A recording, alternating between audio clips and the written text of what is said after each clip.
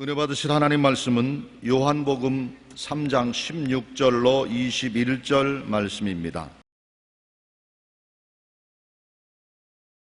하나님이 세상을 이처럼 사랑하사 독생자를 주셨으니 이는 그를 믿는 자마다 멸망하지 않고 영생을 얻게 하려 하심이라.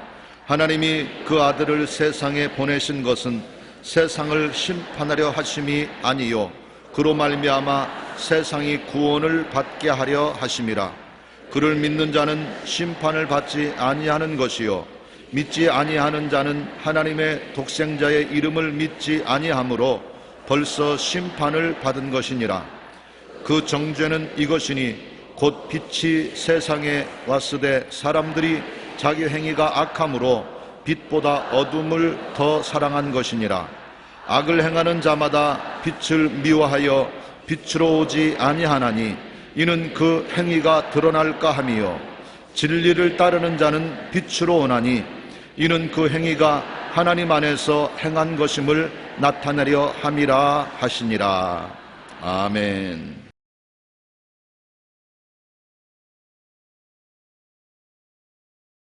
오늘 저는 여러분과 함께 죽음, 그것은 절망도 되고 희망도 된다, 이 제목으로 은혜를 나누겠습니다.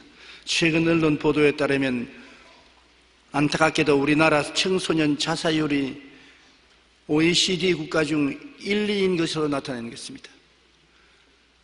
경제개발이 1위가 되는 것은 좋지만 자살에도 1위가 되면 별로 명예롭지 못합니다. 보건복지부 통계에 따르면 인구 10만 명당 자살 사망자는 2009년을 기준으로 하여 28.3명, 하루에 평균 42명이 자살로 생을 마감하며 10년 새 5배나 증가한 것으로 나타났었습니다. 잘 먹고 잘 입고 잘 살게 되면 더 행복할 줄 아는데 옛날에 피란살이 고달프고 괴로울 때보다도 자살하는 사람이 더 많으니 참 희한한 일 아닙니까? 사람의 행복이 환경에서 오는 것이 아니라 마음에서 온다는 것을 절실히 보여주고 있는 것입니다. 마음의 즐거움은 양약이라도 마음의 슬픔은 뼈로 마르게 한다.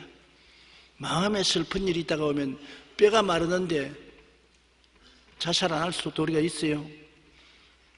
최근에 20대 사망 원인은 44.6%, 10대도 33%가 자살로 사망한다는 것입니다. 요사이 젊은 애들이 약간 하면 자살해요. 세인스버리는 런던에서 발생한 자살을 분석하면서 자살의 원인을 고독이라고 말했습니다. 외롭다. 생활이 향상되고 문명이 발달될수록 사람은 고독해진다. 고독을 이기지 못해서 자살한다. 앤 직장 동료나 이웃 가족들 사이의 인간관계에 의한 상처받은 자존심 때문이라고 말합니다. 마음에 상처를 받았는데 그걸 치료해 주지 못하니까 극단적으로 자살로 그것을 나타내려고 한다는 것입니다. 야간 마음에 쓴 물을 달게 못하기 때문에 그런 것입니다. 모든 사람들이 세상에 살면서 쓴 물을 마시고 있어요. 그 마음에 쓴 물이 넘쳐나는데 이것을 변화시킬 수 있으면 좋겠는데 이걸 변화시키지 못하니까 결국에는 쓴 물의 노예가 되고 마는 것입니다. 이 세상에 살면서 사람은 잠재의식 속에 항상 죽음을 생각하고 있습니다. 일평생에 살면서 죽겠다고 생각 한 번도 안 해본 사람 있어요? 저는 많이 해봤어요. 일생을 살면서 심한 스트레스를 받으면 몇 번이고 죽어버리고 싶다는 생각이 나는 것입니다. 스트레스에 견딜 수 없으니까 며칠 전에 제가 저명한 목사님 한 분 만났는데 아주 옛날에 제가 그 목사님과 이야기할 때 여의도 순복음교회를 세울 때 너무 힘들어서 순복음 아파트를 지어놓고 그 7층에서 자살하려고 창문틀로 몸을 내밀었다가 말았다는 이야기를 했습니다. 그러니까 그 목사님이 뭘 그렇게까지 해서 됩니까? 그러면서 자기는 속으로 신령한 목사가 무슨 자살했다고 창문털로 몸을 내놓느냐, 그렇게 비웃었다는 것입니다. 그런데 요 며칠 전에 내게 와서 이야기를, 자기도 얼마 전에 너무 목회하는데 괴로워서 죽어버릴까 싶은 생각이 나는데 그때 내 생각이 나더라고. 여러분, 마음에 스트레스가 심히 걸리면 신령한 사람도 안 신령한 사람도 똑같이 자살 반응이 마음속에 생겨나는 것입니다. 죽어버리고 싶다, 다 이 일을 끝맺히고 싶다, 그런 생각이 나는 것입니다. 그러나 죽고 난 다음 저 건너편에 무엇이 있는가를 모르기 때문에 불안한 것입니다. 저 건너편 강원등에 아름다운 땅이 있는 것을 확실히 아는 사람이 별로 없지 않아요. 우리가 삶의 저 건너편에 있는 죽음의 세계에 관해서 알려면 주 예수께 나오는 도리밖에는 다른 도리가 없습니다. 다른 사람들의 추측을 우리가 믿을 수가 없습니다. 천국에 올라간 예수 그리스도 이외에, 천국에서 오신 예수님 이외에 천국에 대해서 확실한 지식을 가지고 계신 분이 누가 있겠습니까? 예수님은 하늘에 계신 하나님이었고 사람으로 오셔서 우리 가운데 살으셨고 또 죽어서 음부에 내려갔다가 부활해서 성신하신 주님만이 천국을 잘 알고 계신 것입니다. 우리가 예수 그리스도를 따라서 그 가르침을 순종하면 죽음은 큰 영광과 희망이 될 수가 있는 것입니다. 죽음 그 자체가 처절한 절망이 될 수도 있고 말로 다 할 수 없는 영광이 될 수 있는 것입니다. 오늘 우리가 사는 인생이란 이 갈림길에서 사는 것입니다. 처절한 절망의 죽음을 맞이할 수도 있고 아름다운 영광을 맞이할 수도 있는 그 죽음 사이에 살고 있는 것입니다. 첫째로, 하나님 없는 인간의 삶은 절망의 토대 위에 있는 모래성입니다. 이 세상에 부귀영화 공명이 아무리 있다 하더라도 그 삶은 모래성인 것입니다. 언제 폭풍우가 불어오면 날아가 버릴지 모릅니다. 폭우가 내려오면 때 내려가 버릴 수도 있는 것입니다. 실존주의 철학자들이 삶이란 무엇이냐 그들 정의한 게 보면 이 사람들은 예수 안 믿는 실존주의 철학자인 거예요. 인생이 무엇이냐 공정하게 그들이 정의하기를 인간은 3대 절망에 휩싸여 있는 존재다. 그 첫째가 죄책과 정죄의 절망이다. 죄 없는 사람이 누가 있느냐? 모두 다 마음속에 죄를 짓고요, 그 죄책으로 양심의 고통을 느끼고 있다. 어려움이 당할수록 죄책은 더 머리를 뜬다. 죄책의 절망 다 가지고 있는 절망이다. 그 다음에 허무와 무의미의 절망, 세상에 살아가면서 의미를 잃어버리고 산다. 어디서 와서 왜 살며 어디로 가는가? 의미가 없다. 시골에 촌노라도 하루 종일 밭 호미질하고 밭 갈 때가 허리를 툭툭 치고 일어나면서 인생이 무엇이냐? 무엇 때문에 사는 것이냐? 그 질문을 하게 되는데 그 질문에 대한 대답이 없습니다. 의미에 대한 절망인 것입니다. 그리고 누구든지 죽음을 좋아하는 사람은 없지 않아요. 자살하면서도 죽기 싫거든. 죽음보다 스트레스가 더 심하기 때문에 자살하는 것이지 죽음을 좋아하는 사람 누가 있겠습니까? 죽음은 절망인 것입니다. 사람은 누구나 다 그 마음속에 불안과 절망을 가지고 삽니다. 죄책과 정죄, 허무와 무의미, 죽음과 무의 절망에 둘러싸여서 그 모래성 위에 살고 있기 때문에 언제 이것들이 무너질지 모르는 것입니다.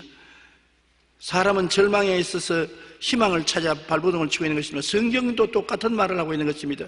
성경도 사람들은 죄를 지어서 하나님께 버림받은 절망에 있다는 것을 말씀하고 있는 것입니다. 모든 사람이 죄를 지었으므로 하나님의 영광에 이르지 못한다고 성경은 말하고 있는 것입니다. 아담과 하와가 죄 짓고 난 다음 에덴에서 쫓겨났지 않습니까? 인생들은 쫓겨난 인생인 것입니다. 예수님께서 우리의 죄를 대신 짊어지고 십자가에 못 박였을 때 그가 가장 큰 고통이 하나님께로부터 버림당한 것입니다. 하나님의 아들이요 하나님과 분리된 적이 없는 그가 인간의 죄를 대신 짊어졌을 때 십자가에서 하나님이 버려버렸습니다. 그래서 그는 하나님이 어찌하여 나를 버리시나이까 탄식을 하고 통곡했던 것입니다. 인간은 죄의 절망 가운데 처해 있다고 성경은 말하고 있는 것입니다. 또 우리가 사는 이 땅은 저주받은 땅인 것입니다. 아담과 하와가 죄를 지었을 때 땅은 너로 인하여 저주를 받아 너는 내 평생의 수고하여 그 소산을 먹으리라. 땅이 내게 가시덤불과 은극기를 낼 것이라. 이 땅에는 하나님이 저주한 땅 속에 우리가 살고 있습니다. 모든 일에 가시와 은극기가 납니다. 가정을 이루고 나니 부부간에 가시와 은극기가 돋아나고 부모 자식 간에 가시와 은극기가 돋아나고 형제 간에 가시와 은극기가 동기하는 사업상 가시와 은극기가 돋아나고 아무리 치워도 또 가시와 은극기가 나고 나는 저주의 땅에서 우리가 살고 있는 것입니다. 그것이 우리에게 하나의 절망인 것입니다. 그 다음 주님께서 아담을 보고 너는 흙이니 흙으로 돌아가라. 흙으로 지었으니 너는 흙으로 돌아가라. 흙으로 사람이 돌아가자면 그냥 돌아갑니까? 병들고 고통을 당하고 돌아가는 절망이 기다리고 있는 것입니다. 전도서 1장 1절로 11절에 다윗의 아들 솔로몬은 극도의 영화를 누렸습니다만 그가 그 영화 가운데 절망의 전도서를 찍은 것입니다. 다윗의 아들 예루살렘 왕 전도자의 말씀이라. 전도자가 이르되 헛되고 헛되며 헛되고 헛되니 모든 것이 헛되도다.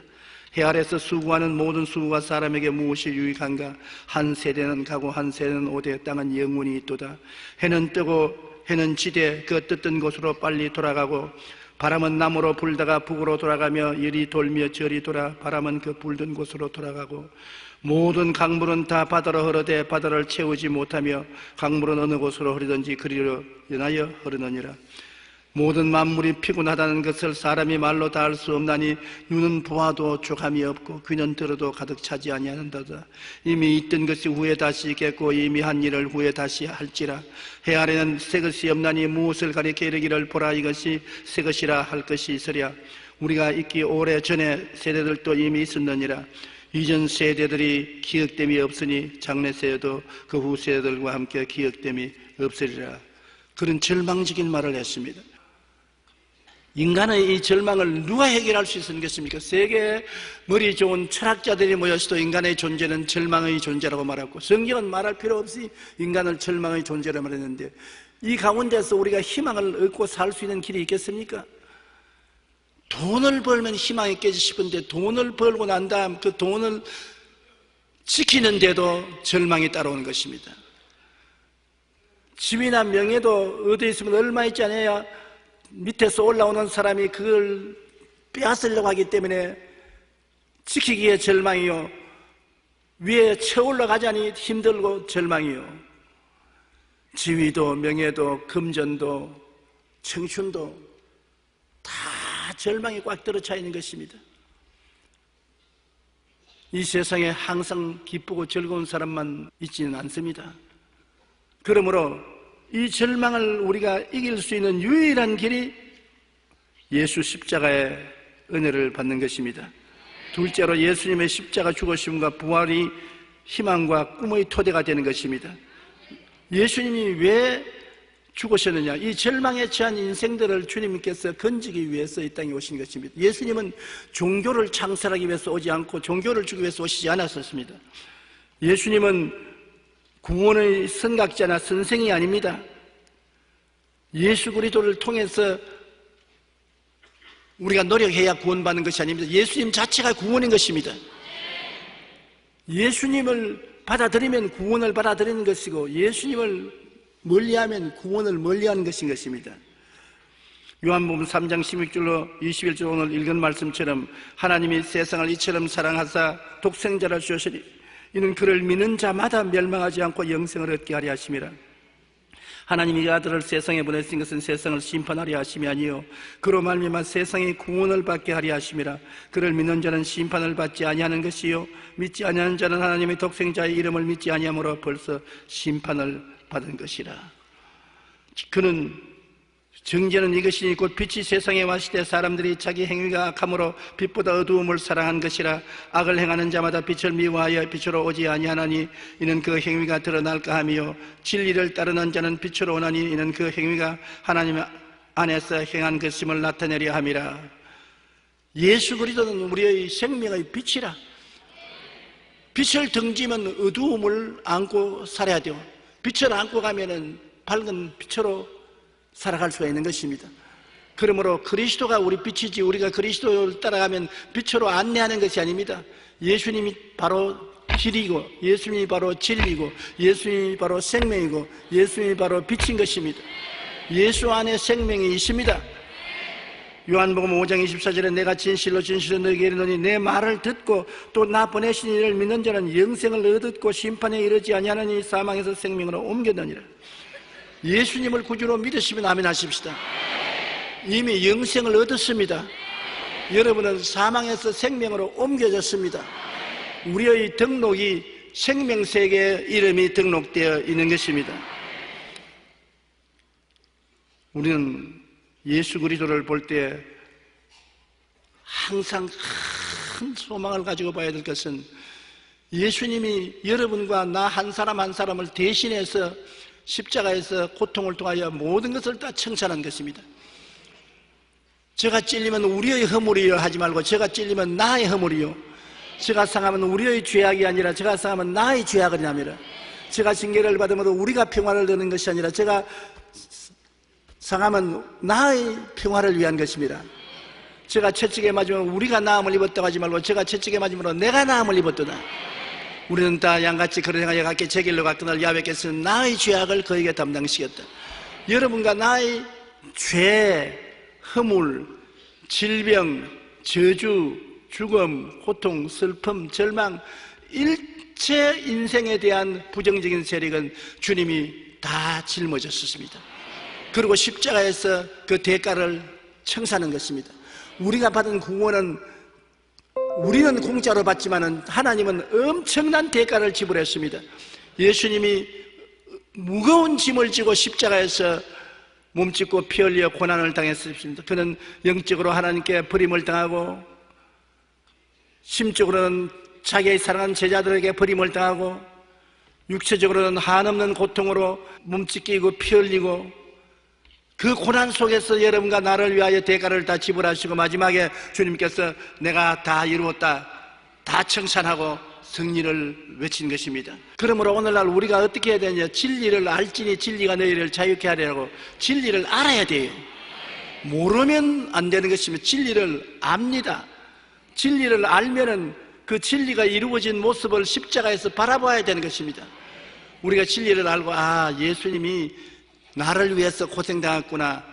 그래서 그 진리를 알고 십자가를 바라보면 십자가에서, 아, 못 박혀 피를 흘리신 저 예수님이 내 죄 때문에, 내 불의 때문에, 내 병 때문에, 내 저주 때문에, 내 죽음 때문에 저게 매달려 있구나. 바라보모의 법칙으로 바라보는 것입니다. 예수님 바라보고 나를 바라보고, 너는 예수 그리스도를 통해서 옛사람이다, 십자가에 못 박여 죽었다. 그 바라보고 나면 그 다음에는 무엇이 생기느냐? 믿음이 생기는 것입니다. 믿습니다. 내 모든 문제가 주님을 통해서 해결되는 것을 믿습니다. 믿음이 생기면 입술의 고백이 생기는 것입니다. 나는 예수로 말미암아 새 사람이 되었다. 그 다음 감사함이 생겨나는 것입니다. 그렇기 때문에 듣고 알고 보고 믿고 입술로 시인하면 성령이 역사하기 시작하는 것입니다. 성령께서 가만히 있는데 역사 안 하는 것입니다. 여러분이 예수 그리스도의 복음을 먼저 들어야 돼요. 믿음은 들음에서 나며 들음은 그리스도의 말씀으로 말미암다고. 예수의 복음을 듣고 난 다음에 자연적으로 뭘 봅니까? 갈보리 십자가에 못 박인 예수님을 내가 바라보게 되는 것입니다. 바라봐야 돼요. 하나님께서 동서남북을 바라보라. 내 눈에 보이는 그 땅을 너와 내 자손에게 주겠다고 말씀했는데, 갈보리 십자가를 바라봐야 돼요. 그리고 그 십자가 의미를 내 마음속에 되새겨봐야 돼요. 예수님이 십자가에서 나를 위하여 당한 고통을 되새겨보는 것입니다. 죄도 허물도 질병도 저주도 절망도 죽음도 다 청산된 것을 바라보고, 그게 그쳐서는 안 돼요. 나를 바라봐야 돼요. 우리가 항상 예수의 죽음을 몸에 짊어지면 예수의 생명도 우리 몸에 나타나게 합니다. 예수님이 십자가에 못 박혀 죽으신 모습을 바라보고 난 다음에 그 나를 바라보고 내가 그리스도와 함께 십자가에 못 박혔으니 이제 내가 산 것은 내가 아니요 내 안에 그리스도께서 사신 것이다. 예수 죽음 내 죽음이구나. 그러면 예수 부활도 내 부활이 아니겠느냐.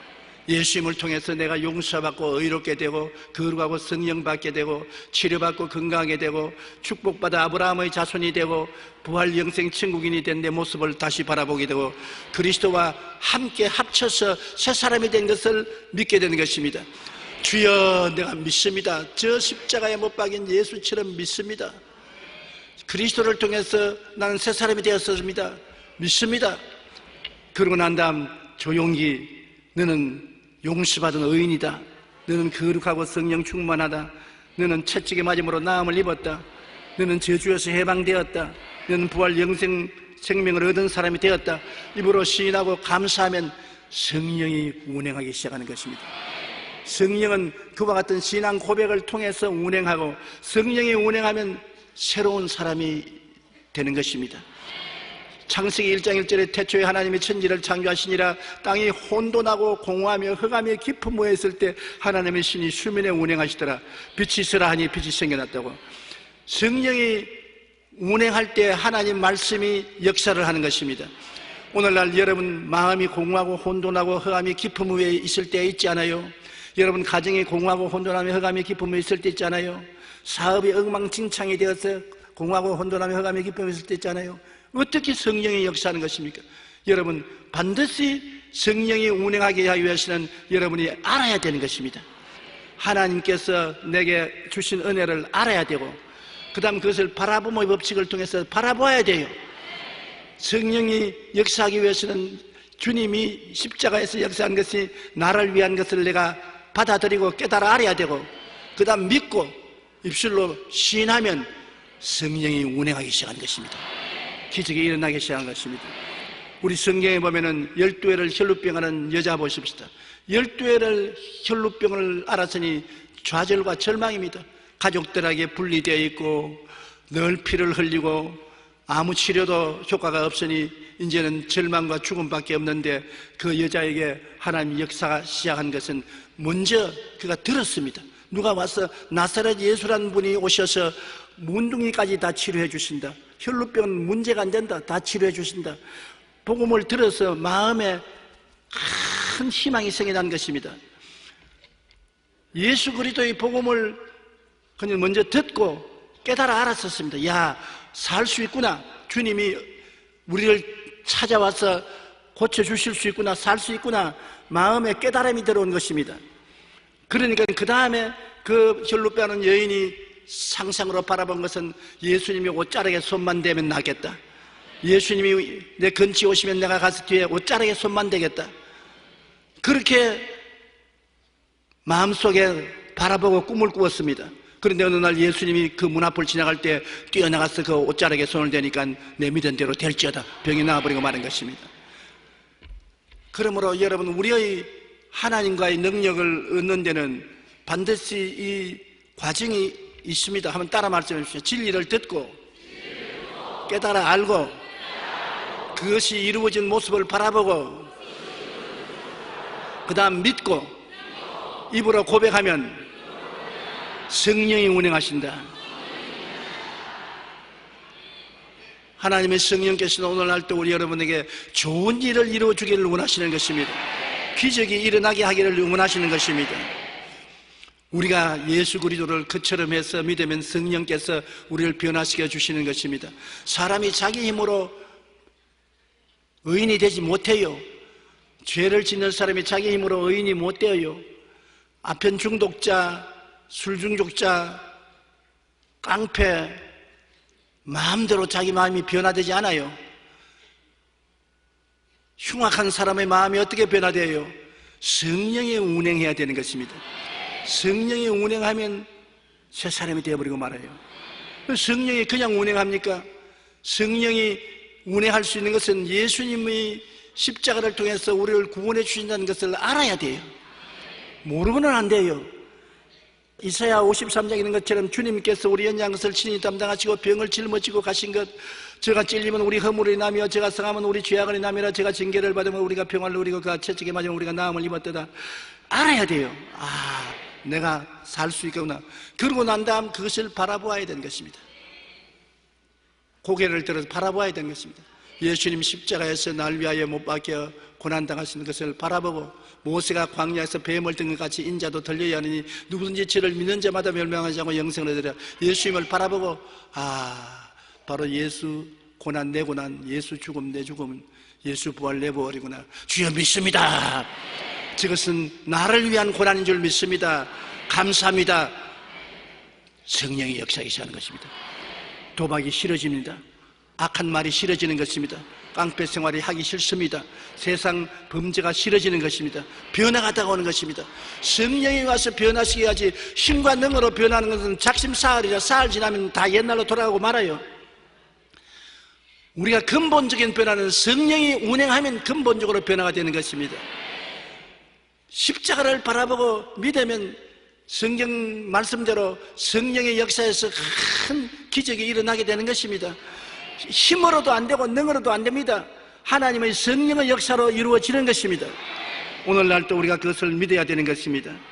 우리가 예수를 믿고 구원을 받으면 마음속에 성령으로 말미암아 큰 평안과 확신이 다가오고, 우리가 이 땅에 아무리 어렵더라도 장막집이 무너져도 겁나지 않은 것은 성경 말씀대로 너희는 마음에 근심하지 말라. 하나님을 믿으니 또 나를 믿으라. 내 아버지 집에 거할 곳이 많도다. 그렇지 않으면 너희에게 일렀으리라.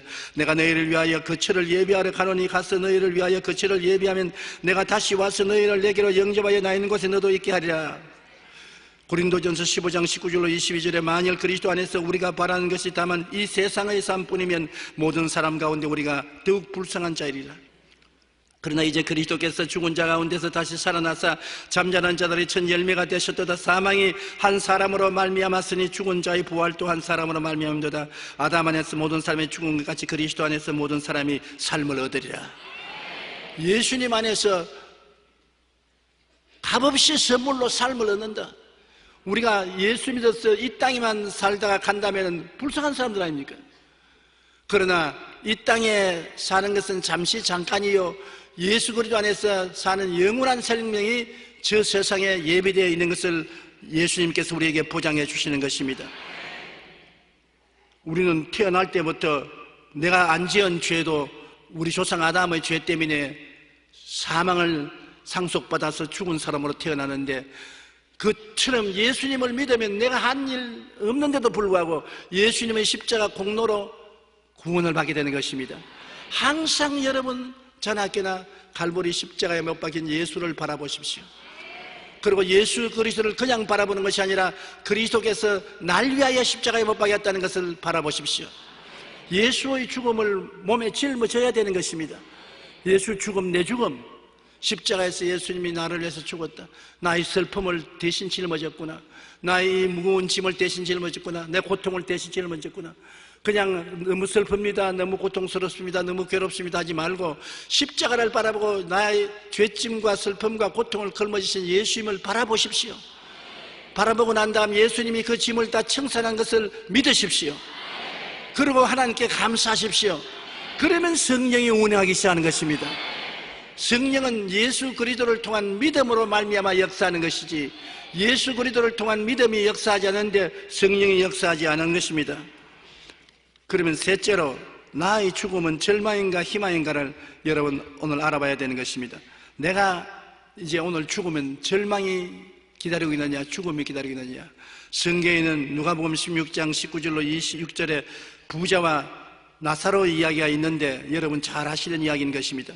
이 부자는 절망적인 삶을 사는 사람이었습니다. 죄책의 절망, 허무와 무의미의 절망, 죽음과 무의 절망, 절망 중에서 어찌하든지 순간적인 쾌락을 누려보려고 일락을 즐기고 음주를 하고 쾌락을 취하고 살다가 죽어서 그 영혼이 음부에 떨어져 불꽃 가운데 허덕이게 말하는 것입니다. 그러나 그 대문 밖에 내버려진 거지 나사로는 비록 거지였고 온몸이 병들어 헌데를 앓았으나 그 마음속에 하나님의 법을 갖고 하나님을 섬기고 모셨기 때문에 그 육신이 죽었을 때 사라지지 아니하고 아브라함의 품 안에 들어가 낙원에 들어갔다고 말한 것입니다. 이 이야기를 예수님이 왜 했느냐? 사람이 죽으면 그뿐이라고 생각하는 것은 잘못이다. 부자도 죽어서 음부로 들어가고 나사로도 죽어서 낙원으로 들어가고 반드시 이 땅에 산 생명의 결과가 저 세상에서 다가온다는 것을 주님께서 말씀하신 것입니다. 부자이기 때문에 지옥 간 것은 아닙니다. 그는 이 세상의 부귀영화 공명을 누렸을 때 그 마음속에 천국의 소망이 없었습니다. 하나님을 섬기지 않았었어요. 이분들의 이야기는 예수님 오기 전의 이야기이기 때문에 십자가에 대한 이야기는 없습니다. 하나님을 섬기는 사람은 낙원에 들어가서 예수님이 십자가에 죽었다가 부활하시기를 기다리고 있었고, 그 다음에 음부에 들어간 사람은 하나님을 믿지 않는 죄인들은 지금 음부에 들어가서 지금도 기다리고 있어요. 나중에 불과 유황으로 타는 못에 던져짐을 받기 위해서 음부에서 기다리고 있는 것입니다. 그러므로 낙원은 천국의 대합실이요, 음부는 불과 유황으로 타는 못의 대합실인 것입니다. 예수님 오시기 전에는 전부 다 죽어서 대합실에 갔었어요. 천국에 들어갈 사람은 낙원의 대합실에, 불과 유황으로 타는 못에 들어갈 사람은 음부의 대합실에 있었습니다.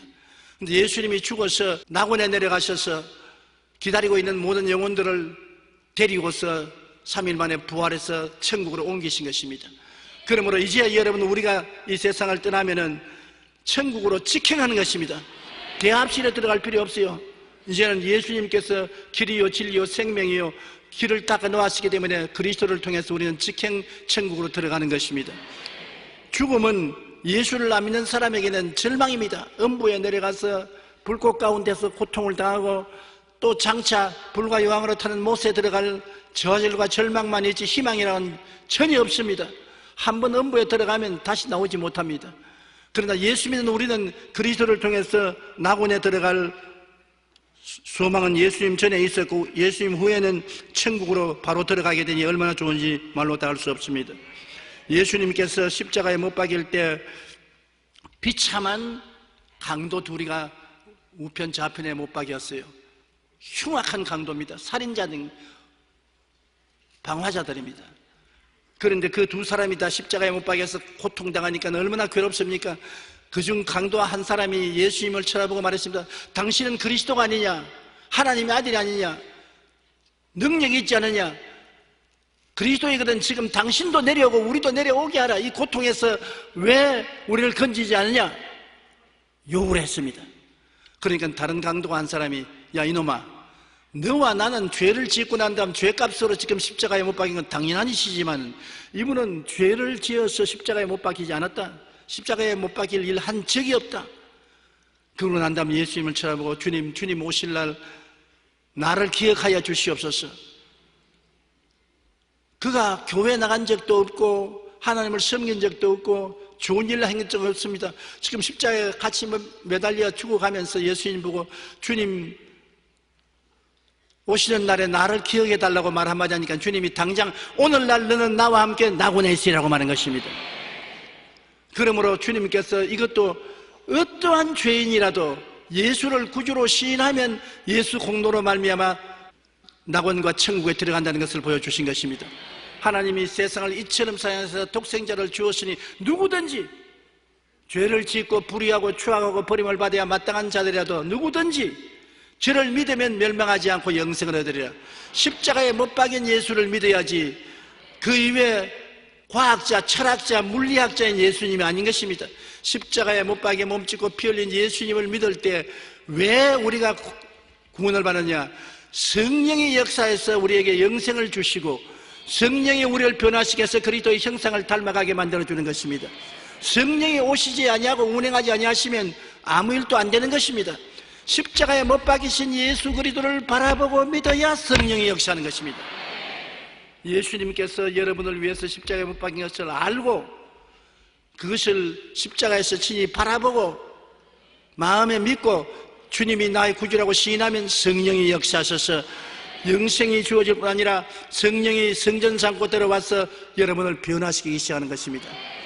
여러분, 항상 우리는 성령이여 나를 변화시켜 주시옵소서. 믿음, 소망, 사랑으로 변화시켜 주시옵소서. 의, 평강, 희락으로 변화시켜 주시옵소서. 사랑과 희락과 화평과 오래 참음과 자비와 양성과 충성과 온유와 절제로 변화시켜 주시옵소서. 성령이 나를 붙잡아서 변화시켜 달라고 늘 부탁을 해야 되는 것입니다. 성령이 운행하지 않고는 변화가 안 되는 것입니다. 절대로 인간의 힘으로 안 되는 것입니다. 그런데 십자가에 달린 두 강도 중에 한 강도는 예수님을 흉보고 욕했습니다. 예수님을 등 돌렸습니다. 그때 예수님께서는 정죄도 안 하고 저유도 안 했습니다. 이미 그런 멸망받을 사람이었습니다. 그러나 다른 강도는 예수 그리스도를 인정했습니다. 주님 나라에 임할 때 나를 기억하여 주시옵소서. 여러분, 오늘 이 시간에 여러분이 예수를 안 믿는 사람도, 믿다가 타락한 사람도 예수 그리스도를 향해서 주님 꼭 강림하실 것인데 십자가에 못 박인 예수님 나를 돌보아 주시옵소서. 주님께서 당장 말합니다. 너는 오늘날 나와 함께 낙원에 있으라. 구원을 받게 되는 것입니다. 한 강도에게는 희망의 십자가가 되지만 다른 강도에게는 절망의 십자가가 되는 것입니다. 우리에게 죽음의 종말은 반드시 다가오는 것입니다. 한 번 죽는 것은 사람에게 정해진 것이요 그 후에 심판이 있으리니 지혜 있는 자도 죽고 어리석은 무지한 자도 다 망합니다. 시편 90편 17로 12절에 우리의 연수가 70이요 강건하면 80이라도 그 연수의 자랑은 수고와 슬픔뿐이요 신속기간이 우리가 날아가나이다. 누가 주의 노여움의 능력을 알면 누가 주의 진노의 두려움을 알리니까 우리에게 우리 날 계수함을 가르치사 지혜로운 마음을 얻게 하소서. 우리가 70 아니면 80 그 중간에도 하나님 부르시면 언제 갈지 모르니까 갈 준비를 하고 살라는 것입니다. 천년만년 살 것 같이 세상에서 죄악 가운데 살다가 지옥 가지 말라는 것입니다. 요한계시록 14장 13절에 지금 이후로 주 안에서 죽는 자들은 복이 있도다. 죽는 것이 화가 된 죽음도 있고 복이 있는 죽음이 있는데 주 안에서 죽는 자는 복이 있는 것입니다. 왜냐하면 성령이 이르시되 그러하다 그들이 수고를 거치고 쉬리니 이는 그들이 행한 일이 따름이라 하시더라. 예수 그리스도 안에서 받은 은혜가 나타나기 시작하는 것입니다. 얼마 전 발표된 우리 국민 여론조사를 보면 우리 국민의 45%가 자신을 하층민으로 생각하는 것으로 나타나는 것입니다. 우리 국민의 45%가 너는 사회에서 어느 계층에 속하냐? 나는 하층에 속했습니다. 그렇게 대답을 했습니다. 또한 국민의 57%가 상위 계층으로 진입하는 것은 불가능하다고 생각했습니다. 아무리 애를 써도 우리는 상위층으로 올라갈 수 없습니다. 대학생들은 대학 졸업이 인생 최대의 위기라고 답하는 등 많은 사람들이 삶의 희망을 찾지 못하고 절망하고 있는 것으로 나타나는 것입니다. 이것이 큰일인 것입니다. 사람이 희망을 잃어버리면 꿈이 사라지고 방종하기 시작하는 것입니다. 인간에게 가장 중요한 것은 희망입니다. 희망이 없으면 행복도 사라지고 마는 것입니다. 국민들이 마음에 희망을 가져야 마음이 설레고 마음에 감격이 있고 기쁨이 있는 것입니다. 오늘 우리 한국에 가장 중요한 것은 희망을 주는 정치, 희망을 주는 정부, 희망을 주는 기업, 희망을 주는 사회 환경이 되어야 되는 것입니다. 나치의 무서운 독가스 수용소에서 살아남은 빅터 프랭클 박사는 희망을 버리지 않으면 언젠가 좋은 날이 온다고 말하며 그 어떤 상황에 처할지라도 삶의 희망을 꼭 잡고 있어야 할 것을 강조했습니다. 그는 독일 나치 수용소에서 600만 명이 독가스를 쉬고 죽을 때도 희망을 저버리지 않고 좌절하고 절망하지 않기 때문에 살아났다고 말한 것입니다. 우리는 삶의 희망을 어디서 찾아야 할 수 있는 것입니까?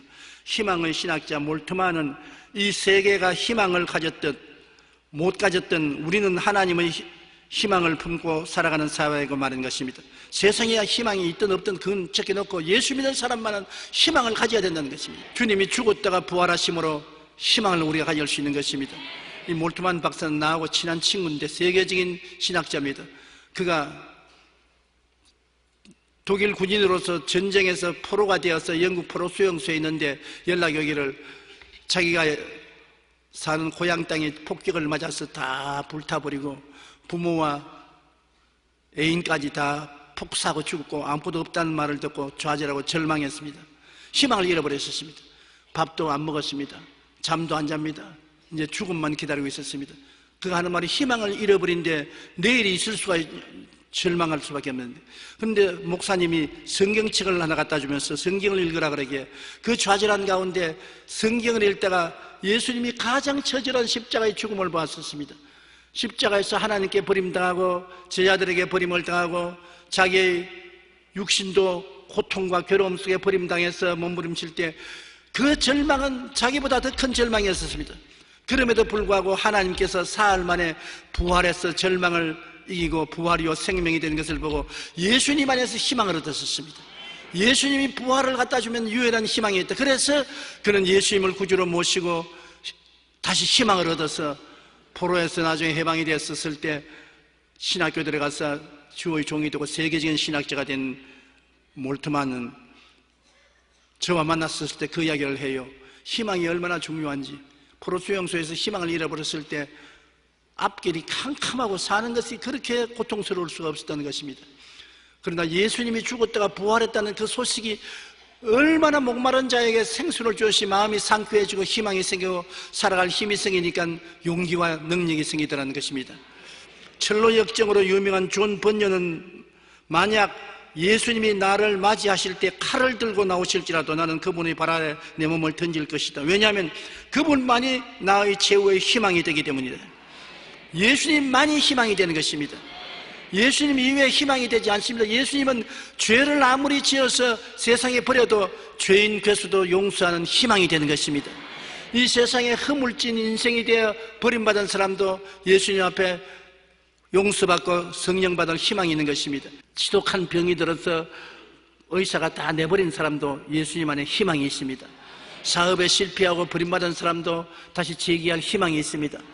지옥 가는 사람도 마지막에 예수님을 고백하면 구원을 받는 희망이 있는 것입니다. 좌우간 예수님은 희망의 원천인 것입니다. 예수님 안에 희망이 있습니다. 오늘날 어떠한 절망에 처한 사람도 예수님 안에 희망을 얻고 내일에 대한 행복과 기쁨을 기대할 수가 있는 것입니다. 예수님은 구원의 선각자나 선생님이 아닙니다. 예수님은 구원 자체이신 것입니다. 그러므로 우리 삶의 희망은 오직 예수님 안에만 있다는 것을 우리가 알아야만 되는 것입니다. 억만장자 스티브 잡스도 죽었습니다.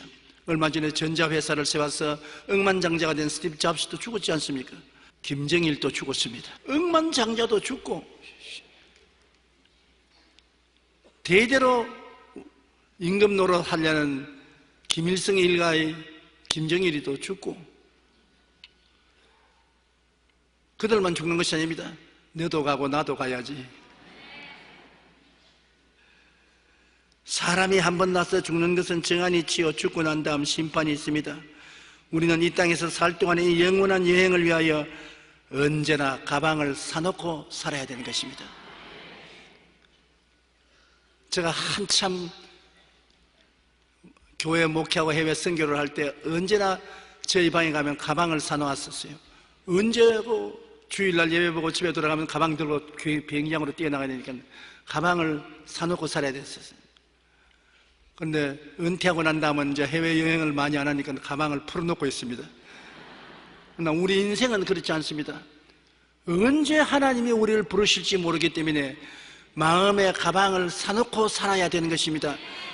그것이 지혜롭습니다. 마음을 다잡아 정리정돈해놓고 언제 주님이 부르실지라도 우리는 후회함이 없이 주님 앞에 설 수 있는 마음의 준비가 되어 있게 되기를 주의 이름으로 축원합니다. 서양에서는 동네 가운데 혹은 교회당 뜰에 묘지가 있습니다. 공원처럼 가꾸어진 묘지에는 묘비들이 가지런히 세워져 있고 묘비 앞에 많은 사람들이 서서 묘비에 먼저 간 사람들이 기록한 추모의 글을 읽습니다. 그래 교회 나온 사람 예배 보고 난 다음에 교회당 안에 있는 묘지에 가서 묘비에 글을 쓰는 글을 읽기도 하고 동리에 어른들이 추모한 묘비에 기록한 글을 읽기도 하는 것입니다. 그런데 거기에 단 3줄로 딸막했지만 흥미로운 글이 적혀있는 묘비가 하나 있었어요. 묘비의 첫 줄은 이렇게 시작했습니다. 나도 전에 당신처럼 그 자리에 그렇게 서서 남의 묘비를 읽었소. 깜짝 놀랐습니다. 그 묘비를 읽으니까. 그래서 그 첫 줄을 읽는데 자기도 모르게 비씩 웃었습니다. 알기는 잘 안 해. 그런데 두 번째 줄에 나도 전에는 당신처럼 거기서 서서 그렇게 비씩 웃었어. 그렇게 적혀 있었습니다. 그는 순간 정신이 번쩍 들었습니다. 재빨리 다음 주를 보자마자 거기에는 이제 당신도 나처럼 죽을 것이니까 빨리 준비하시오. 자신이 삶을 진지하게 되돌아보며 성실하게 살아가야 되겠다는 경고를 얻었다고 말하는 것입니다. 누구든지 여러분, 우리가 남은 묘비를 읽을 때는 나는 안 죽을 줄로 생각하고 있습니다. 그 사람들은 같지만은, 그러나 얼마 있으면 다른 사람들이 또 여러분 묘비를 읽을 때가 오는 것입니다. 사람들은 평소 죽음은 나와 상관이 없는 것처럼 여기며 살아갑니다. 그러나 누구에게나 죽음의 종말은 반드시 다가오는 것입니다. 죽음의 자리에서 우리가 절망할 것인지 더 큰 소망 안에서 기뻐할 것인지는 지금 우리의 삶의 모습에서 결정되는 것입니다. 여러분의 삶이 소망을 향한 죽음이겠느냐, 절망을 향한 죽음이겠느냐는 지금 여러분을 살펴봐야 되는 것입니다. 엘리자베스 퀴블러스 로스는 사후생이라는 책에서 인간이 죽음의 순간부터 겪는 이야기를 소개했습니다. 그는 뉴욕에서 정신과 의사로 일하며 죽음을 눈앞에 둔 수많은 사람들, 사선을 넘었다가 되살아온 임사체험자들을 통해 죽음 뒤의 삶에 대한 관심을 연구했습니다. 로스 박사는 약 2만여 명의 임사체험자들, 즉 죽었다가 살아난 사람을 대상으로 면담한 결과 그들이 한결같이 겪은 죽음의 순간을 3단계로 정리했습니다. 첫째 단계, 영혼의 육체를 벗어나는 시기인 것입니다. 나비가 고치를 벗어날 때와 같아서 우리가 더 아름다운 집으로 옮겨가기 위해 육신을 벗어나는 과정입니다. 누에 치는 집에 보면은 고치에서 누에가 나올 때 그 자기의 고치를 뚫고 나오려고 누에가 애를 쓰는 걸 보는 것입니다. 이처럼 이 육신은 고치와 같아서 이것을 영원히 벗어나기 위해서 당하는 고통은 누구 할 것 없이 죽을 때 다 당한다는 것입니다. 둘째 단계는 물질적 에너지 대신 정신적 에너지를 받게 되는 시기인 것입니다. 온갖 육체적 결함이 온전해지고자 시공을 초월하게 되는 것을 들었다는 것입니다. 이제는 물질 속에 살다가 물질을 벗어버리고 영혼의 세계에 들어가기 때문에 완전히 새로운 세계로 들어가는 체험을 하게 되는 것입니다. 이때 사람들은 누구나 장엄한 빛 속에서 자신을 보호해주는 영적 보호자를 만나고 생전의 모든 경험을 한순간에 돌아보게 된다고 합니다. 다시 살아나온 사람들에 따르면 그 빛을 받으면 무조건적인 사랑을 느끼게 된다고 증언했습니다. 셋째 단계는 첫째와 둘째 단계까지의 의식이 없어지면서 새로운 지식을 갖게 된다. 이제는 영적인 세계의 지식을 가지고 영적인 세계의 눈과 코와 입을 가지고 살게 되는 것입니다. 자신을 새롭게 비춰보게 되고 그동안의 삶을 통해 잘 산다는 것이 무엇인지를 깨닫게 된다는 것입니다. 이 말은 무슨 말이냐 하면 로스 박사는 죽음에 대해 이렇게 말하고 있는 것입니다. 죽음이란 결코 고통이 아닙니다. 죽음은 허물 같은 육체를 벗어버리고 좀 더 높은 의식 상태로 변화해 가는 것입니다. 죽음은 사라지는 것이 아니라 예수 그리스도 안에서 더 높은 단계로 올라가는 것을 체험했다고 사람들이 그에게 고백을 했습니다. 누구에게나 죽음의 종말은 반드시 다가오며 죽음 이후에는 심판이 있을 따름입니다.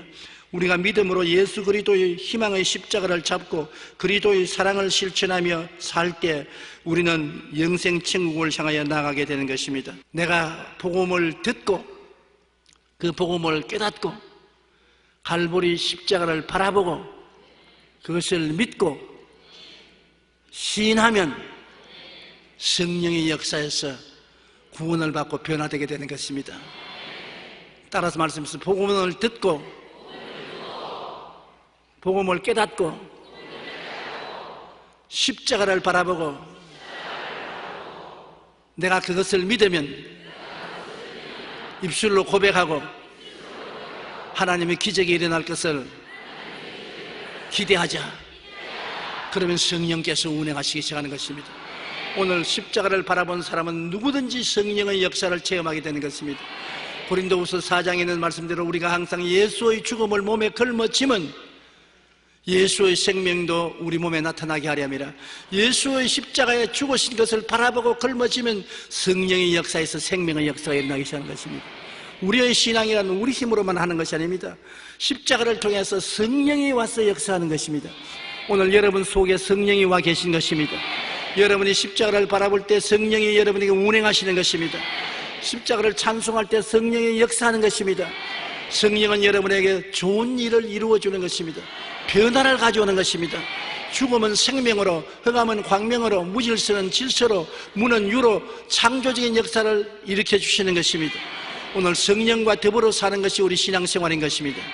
우리는 인간의 힘으로 믿는 것이 아니라 성령의 능력으로 믿고 성령 안에서 신앙이 자라다가 성령의 품에 안겨서 예수님 품인 천국으로 들어가게 되는 것입니다.